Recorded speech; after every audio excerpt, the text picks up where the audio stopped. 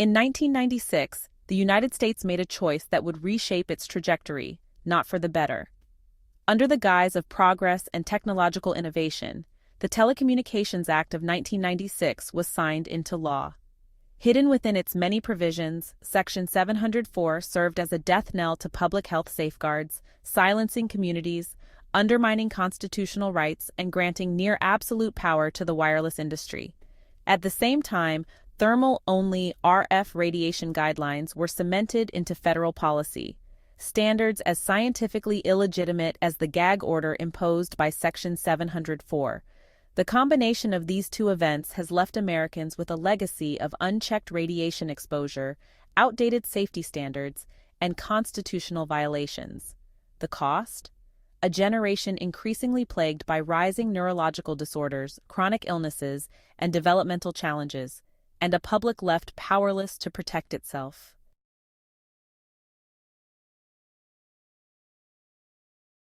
The Telecommunications Act and Section 704. In February 1996, the Telecommunications Act was signed into law, billed as a groundbreaking step into the digital age. But buried within its pages was Section 704, a clause that stripped local governments of the ability to regulate wireless infrastructure based on health or environmental concerns.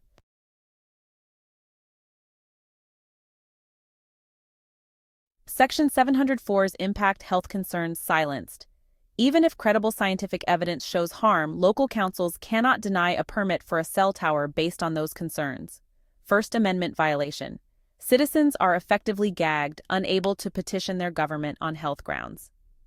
10th Amendment overreach.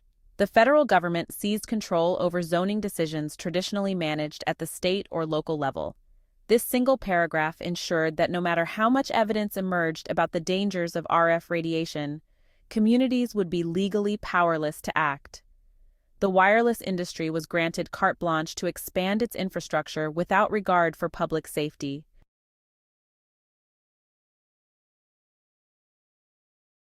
Thermal-only guidelines, a fake standard. That same year, the Federal Communications Commission, FCC, established RF safety guidelines based solely on thermal effects. These guidelines assume that if RF radiation doesn't heat tissue, it must be safe. This assumption ignored decades of research showing non-thermal biological effects, including DNA damage, oxidative stress, and neurological disruption.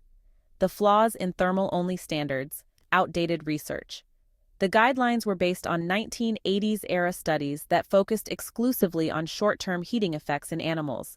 Real-world exposure-ignored devices are tested at unrealistic distances, for example, 5 to 15 millimeters away from the body, failing to account for how people actually use them. Non-thermal effects dismissed. Studies showing oxidative stress, DNA strand breaks, and hormonal disruption were ignored entirely. By enshrining these fake guidelines, the FCC gave the wireless industry a shield to deflect accountability while leaving the public exposed to potentially harmful levels of radiation.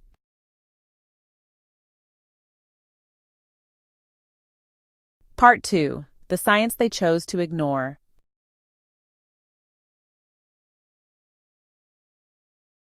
Early warnings and unheeded evidence. Arthur Guy's 1984 Air Force report. Arthur Guy's research, funded by the U.S. Air Force, showed that subthermal microwave radiation could cause neurological changes, DNA damage, and cellular stress responses. Despite its implications, his findings were ignored when the FCC set its thermal-only standard. Dr. Robert O. Becker's alarms. Dr. Robert Becker, author of The Body Electric, demonstrated that electromagnetic fields, or EMFs, could disrupt the body's natural healing processes and immune function. His work emphasized that life itself is bioelectric, making it inherently vulnerable to external EMFs, even at levels far below heating thresholds. FDA memos from 1993. Internal memos from the FDA acknowledged DNA damage, oxidative stress, and other non-thermal risks associated with RF radiation. Yet these warnings were sidelined in favor of thermal-only guidelines, cementing outdated assumptions into federal policy.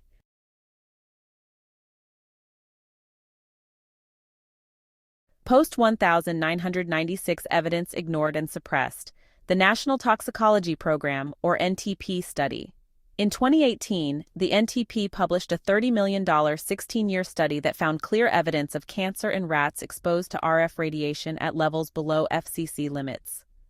Male rats developed malignant brain tumors known as gliomas and heart tumors, called schwannomas, directly challenging the legitimacy of thermal-only guidelines.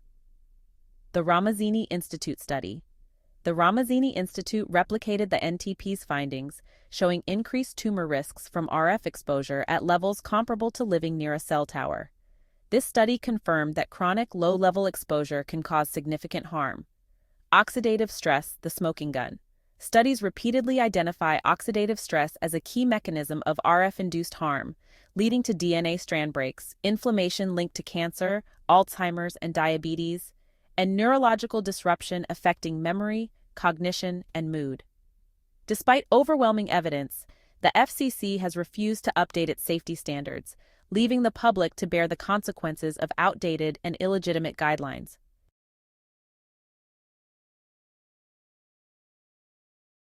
Part 3.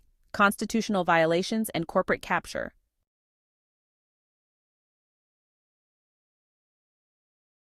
Public Law 90-602, a broken mandate. Passed in 1968, Public Law 90-602 required the FDA to conduct ongoing research into electronic radiation hazards, develop safety standards based on the latest science, and inform the public about potential risks. By halting critical research like the NTP study and deferring to the FCC's fake guidelines, the FDA has violated its mandate under this law.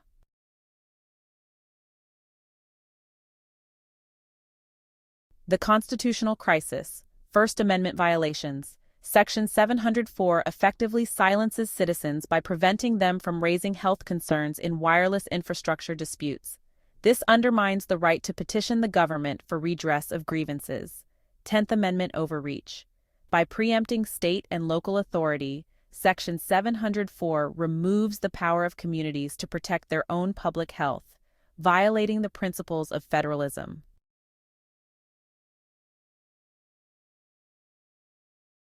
Part 4. Fighting for Our Children's Future.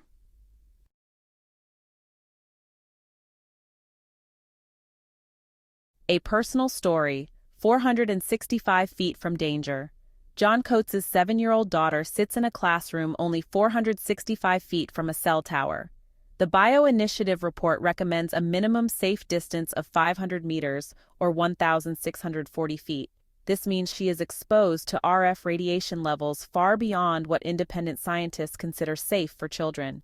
This is my daughter's life, and the law says I can't even raise these concerns to protect her. That's not just wrong, it's unconstitutional.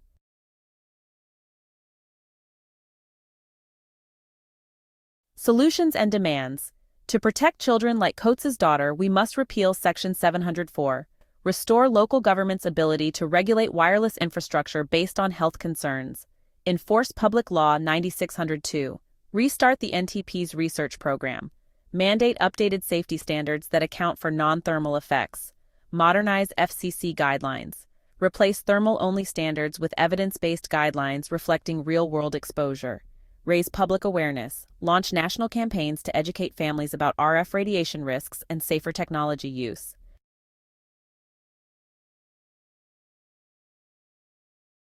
Conclusion. Reclaiming health, freedom, and accountability. The thermal-only guidelines and Section 704 are both illegitimate. They were born from outdated science, reinforced by corporate manipulation, and enshrined through unconstitutional legislation. Meanwhile, the evidence of harm from RF radiation continues to mount, demanding urgent action.